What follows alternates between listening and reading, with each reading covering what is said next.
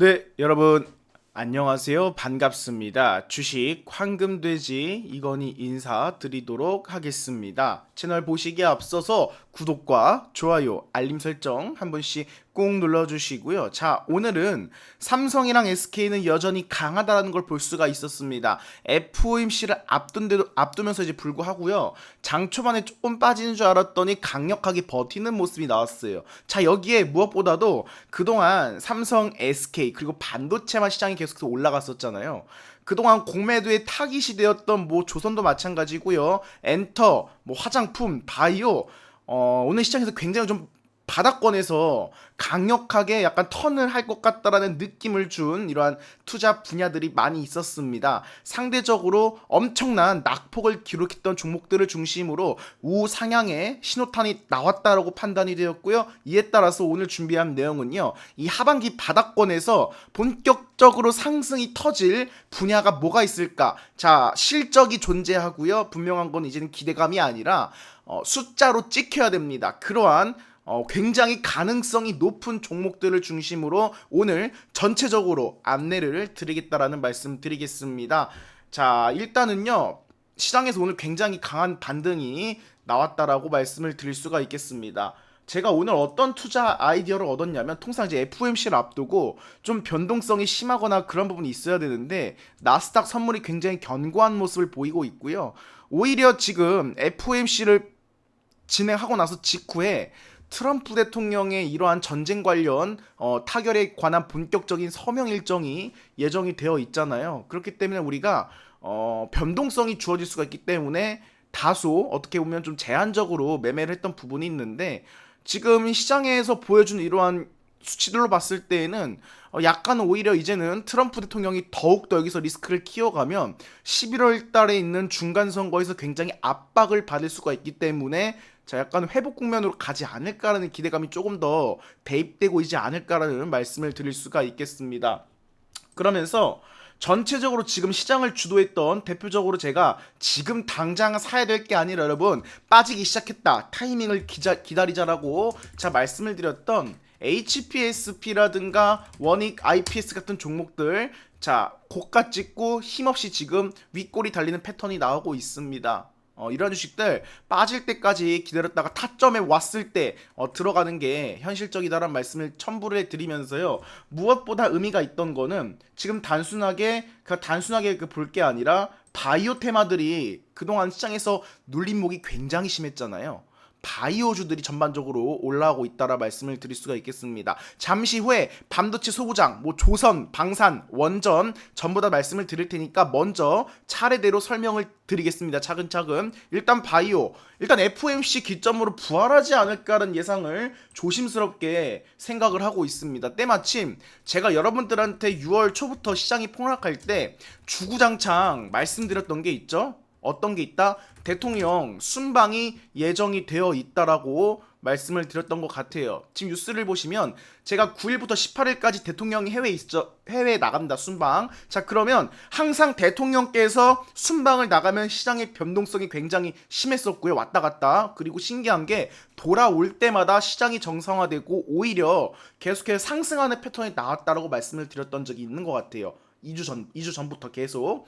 이제 내일 이제 G7 정상회의 참석하고 이제 귀국을 한다라고 하잖아요. 그런데 무엇이냐? 돌아와서 이제 본격적인 코스닥 정책이 이제 불거질 가능성이 매우 높다라는 말씀을 드리고 싶어요.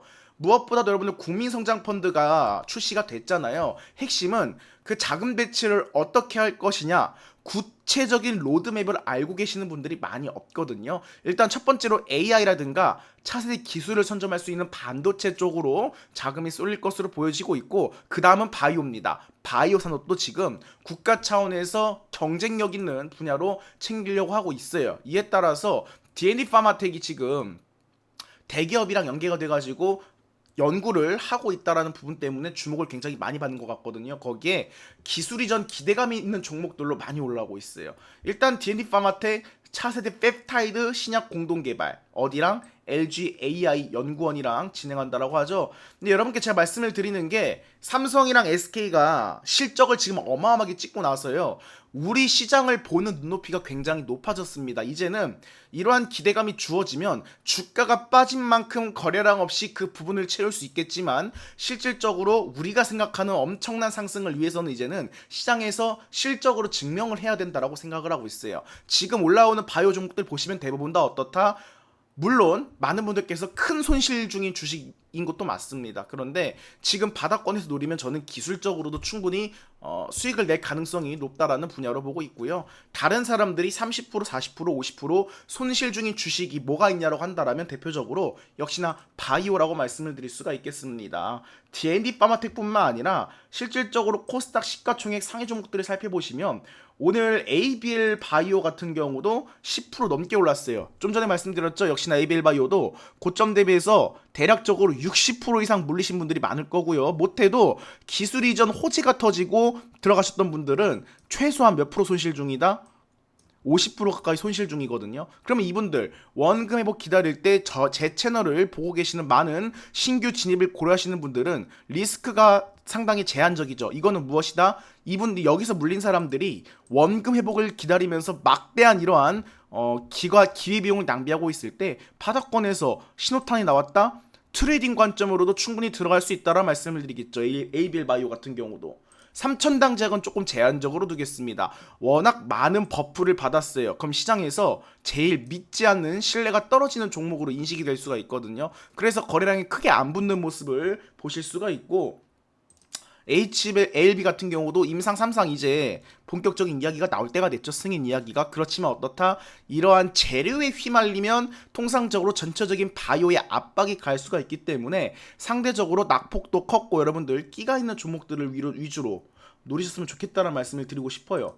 ABL 바이오 같이 기술 이전으로 증명한 기업들 분명한 건요. 성장 기업들은 한계가 있다라 보고 있습니다. 그래서 많이 빠진 종목들을 중심으로 일단 바이오주 눈여겨보자라 말씀을 드리겠고 또 하나 한미약품도 약간 눈여겨볼 만하지 않을까라는 생각을 조심스럽게 하고 있어요. 왜냐하면 D&D 파마텍이 지금 차세대 펩타이드 관련해가지고 이제 비만 치료제 관련해서 실질적으로 기대감을 부여하고 있잖아요. 그런데 이제 제가 아까 말씀드렸지만 기대감이 아니라 결국엔 출시거든요.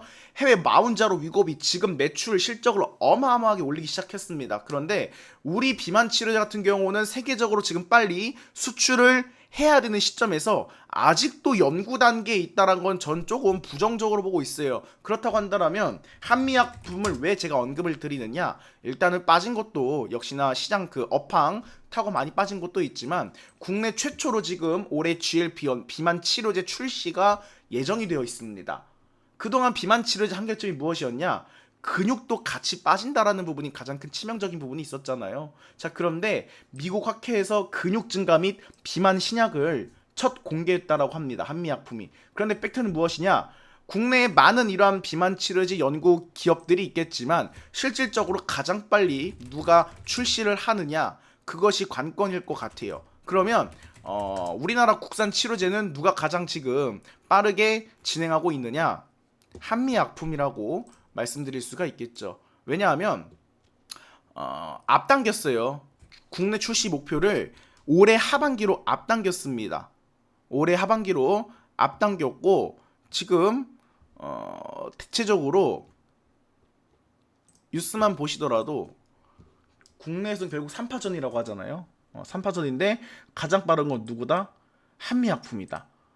지금 에페글렌나타이드 오토 인젝터주 지금 식품 의약품 안전처 허가를 획득했고 국내 출시 목표를 하고 있다라고 했습니다. 일단은 시장 경쟁을 하면서 계속해서 차세 제품 내겠다라는 전략으로 살펴보고 있어요. 시장 선점에서는 무엇보다도 어떻게 출시를 해서 대중들의 인기를 얻느냐 그것이 가장 좀 중요한 관건이기 때문에 기대해볼 만하다라고 말씀을 드리겠고요. 자, 한미약품이라든가 ABL 바이오 저점권에서 매수할 만한 영역이다라고 좀 말씀을 드렸다고 한다면 결국에는 여러분 모든 관건은 무엇이다? 금리예요, 금리. 이번 FOMC에서 금리적인 부분을 반드시 체크를 하고 만약에 긍정적인 시그널이 떴다. 금리에 관해서 위기가 불확실성 해소가 됐다. 그러면 바이오주는 충분히 공략해볼 만하다라는 기점을 드리겠고요. 이 종목을 오늘 제가 안 빼놓을 수가 없습니다. 반도체 쪽도 말씀을 드려야겠죠. 일단 전반적으로 대형 탑2부터 소부장까지 말씀을 드릴게요. SK 이렇게 많이 궁금해하신 분들이 계세요. 아니 왜 SK 하이닉스가 삼성전자보다 주가가 더 빠르게 올라가고 가파르게 올라가지? 자 그러면서도 이러다가 삼성전자 시총 따라가는 거 아니야? 자 제가 지난번에도 언급을 드렸지만 실적적인 부분에서요 가장 성장성이 폭발적으로 일어나고 있기 때문에 하이닉스가 올라갈 때도 더 많이 올라가고 빠질 때에도 더 많이 빠진다. 변동성이 강하다라고 언급을 드렸던 것 같아요. 대체적으로 SK 하이닉스의 실적 올해 영업이익률을 보시면요 70%가 넘어갑니다. 76%예요. 영업이익도 거의 260조에 육박하죠. 그런데 삼성전자도 마찬가지예요. 삼성전자도 올해 영업이익이 360조, SK 하이닉스보다는 일단 100조 가까이 높은 걸로 나와 있는데 영업이익률이 50%예요. 시장에서는 어떻게 인식을 하느냐? 성장성이 가장 폭발적으로 풍부할 때 더욱더 많은 프리미엄이 주어집니다. 통상적으로. 그래서 하이닉스 성장세가 어마어마하기 때문에 지금은 또 프리미엄을 주는 것 같고요.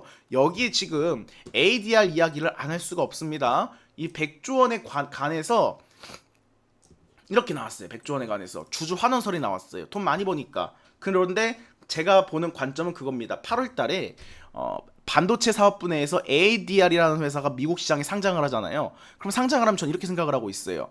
필라델피아 반도체 지수로 편입이 된다? 그러면 기존 마이크론이라든가 글로벌 반도체 기업들이 사실은 영업이익이 지금 내년에 우리 토종 기업들한테 잡힐 수가 있거든요. 분명한 거는. 오히려 삼성은 영업이익 제가 탑티어로 올라갈 수 있다라고 말씀을 드렸어요. 그런데 시총이 높습니다. 그러면 미국 시장에 ADR이 상장을 했을 때 필라델피아 반도체 지수로 편입이 된다. 거기에 패시브 자금까지 유입된다. 그러면 더욱더 SK 하이닉스로 몰릴 수밖에 없겠죠. 올해에는 성장성이 워낙 제일 폭발적이기 때문에 하이닉스가 좀 더 크다라고 말씀을 드리겠고요. 그렇다라고 삼성을 가진 주주분들도 저는 이거를 지쳐할 필요는 없다고 생각을 해요. 왜냐하면 올해는 지금 350조라는 부분이 찍히잖아요. 분명한 거는 삼성은 지금 멀티플 10배를 대입해도 저평가입니다. 이제 시총이 2천억, 2천조잖아요. 그런데 350조에 관해서 10배만 곱하면 대략적으로 3,500조라는 수치가 나와요. 최소치로 잡았을 때에도. 아직 올라갈 여력, 특히나 증권가 전망에서 삼전 주가 50만원, 60만원을 최소한으로 잡고 있다는 것이 절대 부정이 아님을 차트만 보고 거품이다라는 이야기를 아직은 논할 때가 아니다라는 말씀을 드리고 싶어요.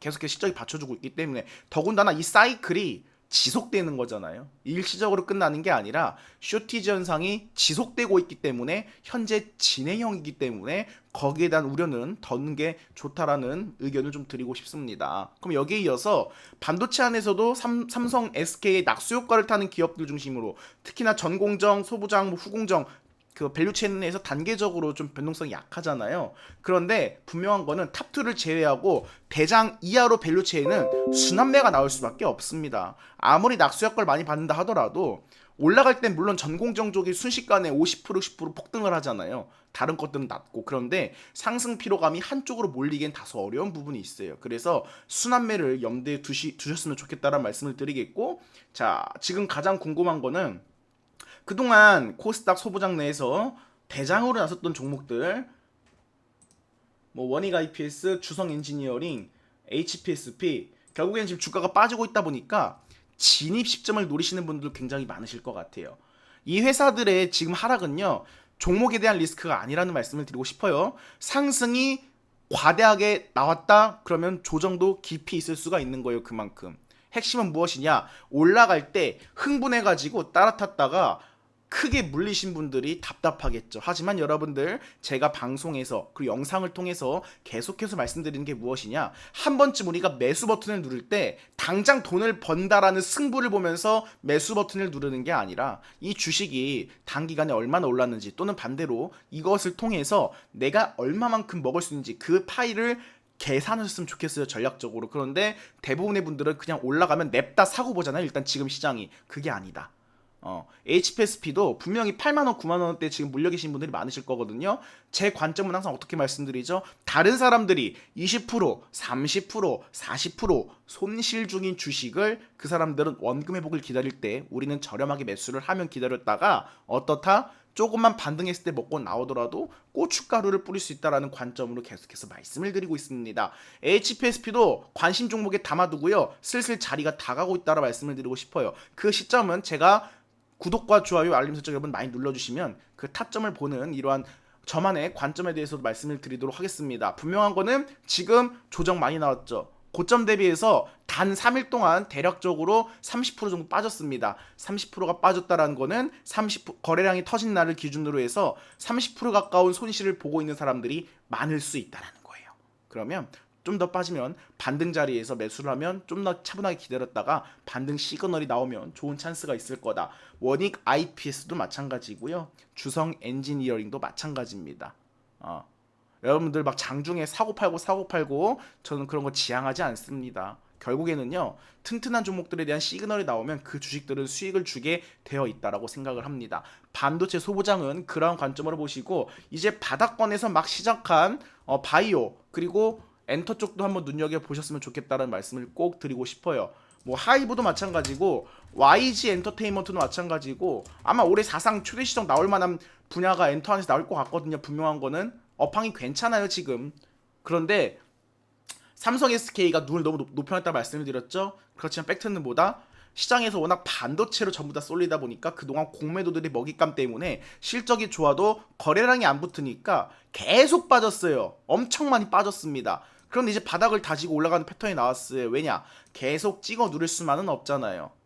그리고 차익 실현 물량들이 반도체 쪽에서 나올 수가 있는 거고, 바닥 찍고 지금 상승하는 패턴이 YG엔터랑 하이브에서 보였다. 자, 이렇게 좀 말씀을 드리겠습니다. 그리고 한알령 기사도 있어요. 우리가 조용하게 지내고 있지만 통상본부장, 여한구 통상본부장이 다음 주에 중국 갑니다. 이게 뉴스에는 본격적으로 안 나온 것 같아요. 여기서 어떤 걸 논의한다? 한알령에 대한 논의가 들어가고요. 자, 반도체의 핵심 소재, 히토류에 관한 해법도 논의가 들어갑니다. 중국이 어떻게 보면 굉장히 막강한 힘으로 좌지하지하고 있는 핵심 분야들에 대한 논의를 하러 간다라는 점, 이 부분 참고를 하시라라는 힌트를 드리겠고요. 거기에 조선 방산 원전도 이제 시작한 것 같다. 자, 원전은 두산 에너빌리티를 시작으로 다 뭐예요? 여러분들 전반적으로 낙폭이 컸다가 불확실성, 전쟁이라든가 금리적인 부분, 불확실성이 해소되는 과정에서 반등이 나오다가 조금은 쉬어가고 있어요. 공통점은 무엇이다? 자, 거래량 없이 주가차를 올려놓고 자, 낙폭 직전까지 올려놨다가 저항 구간이 있다라는 거예요. 이 저항 구간에 부딪혔다는 것은 무슨 뜻이냐? 불확실성이 해소가 돼야 상승에 대한 탄력을 기대해 볼 수 있다. 이 저항을 뚫어야 될 거 아니에요. 그러면 불확실성이 불거지는데 가기는 어렵죠. 그러면 완벽하게 해소가 되면 이러한 종목들도 순환적으로 올라갈 것이다 말씀을 드리겠고요. 하나엔진이라든가 삼성중공업은 자, 반등 시작한 것으로 보여집니다. 왜냐하면 결국에는 언제 나오느냐, 한미투자공사가 내일 출범합니다. 여러분들 내일 출범하죠. 3,500달러 투자 관련 논의가 있었습니다. 어디에서? 한미 정상회담 후로 미국이 관세를 부과하겠다라는 이야기를 언급하면서 이미 오래전에 대미 투자 3,500억 달러가 들어간다는 법도 아실 거예요. 그런데 이 한미전략투자공사가 18일 내일 출범합니다. 팩트는 무엇이다? 이 안에서 손실이 날 만한 분야가 없어야 돼요. 미래에 대한 투자가 과감하게 들어가면서도 자, 손실이 최소화될 수 있는 분야로 가야 됐는데 그것이 무엇이다? 에너지, 전력망 확충, 조선 위주겠죠. 조선 같은 경우는 수주를 하면 할수록 우리 기업들한테도 유리한 부분이 분명히 있잖아요. 여기 나와 있잖아요. 주요 투자 분야. 정부 출자가 2조 원이 들어가고요. 이제 기업들의 자금도 들어갈 겁니다. 그러면 원전, LNG, 에너지 인프라, 반도체, AI, 광물, 양자 기술이래요. 이러한 미래 지향적 말고 지금 실적이 폭발하는 반도체도 포함되어 있고요. 에너지 인프라, 원전 플러스 태양광, 거기에 트럼프 행정부에서 풍력 관련 이슈가 나왔었죠. 그럼 풍력, 에너지 인프라가 분명히 들어가겠죠. LNG도 마찬가지고요. 여기에 광물, 미국도 지금 굉장히 그게 있어요. 광물이 많아요. 많은 분들이 중국이 공급이 대부분이고 압도적이다 보니까 미국은 광물이 없는 거야 라는 말씀이 있으실 텐데, 하지만 중국은 정권 특성상 어떤 게 가능해요? 개발이 가능해요. 자유롭게. 미국은 어때요? 다양한 환경단체, 시민단체 등 여러 가지 법안이 논의가 되어야 되는 부분도 많고 절차가 굉장히 많고 까다로워요. 그렇지만 여기에 대한 부분도 분명한 건 트럼프 대통령도 한쑥 생각을 가지고 있을 것이다 라는 말씀을 드리겠고, 양자기술 먼 미래라고 하지만 저는 머지 않은 것 같다라는 말씀을 드릴게요. 하지만 실질적으로 여러분들께서 주식에 관해 가지고는 돈을 벌 수 있는 분야로는 그동안 낙폭이 크면서 불확실성이 해소가 되면 충분히 상승에 대한 패턴이 나올 수 있는 원전, 조선, 조방원, 조선 방산 원전, 그리고 반도체 계속 갈 것 같고요. 에너지 인프라, 태양광, 풍력 등 원전은 짓는데 굉장히 오래 걸리잖아요. SMR도 실질적으로 개발되는 단계까지는 상용화되기까지는 시간이 다소 걸릴 겁니다. 그러면 기존 인프라 내에서도 시간을 단축할 수 있는 개발적인 부분이 있을 거라 생각해요. 그래서 태양광이라든가 풍력도 첨부를 좀 해드린다라는 이야기를 드리도록 하겠습니다. 그래서 이렇게 낙폭이 큰 이후에 반등하는 종목들 4848이 아니라 얌전히 잘 들고 계시면 무난하게 꾸준하게 천천히 매일매일 주식 쳐다볼 필요가 없습니다. 그냥 사놓고 적당한 자리에서 계속해서 지켜보시면 오히려 계좌가 불어나는 그러한 전략적인 투자가 가능하지 않을까라는 부분에 대해서 의견을 전달드리도록 하겠습니다. 이 정도로 정리를 해보겠고요.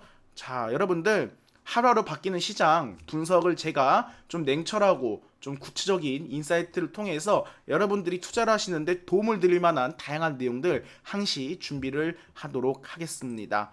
많이 사랑해 주시고 많이 참고해 주시면 감사드리겠고요. 자, 지금까지 주식 황금돼지였습니다. 다시 한번 채널 구독과 좋아요, 알림 설정 부탁드릴게요. 오늘 영상은 여기서 마무리하도록 하겠습니다.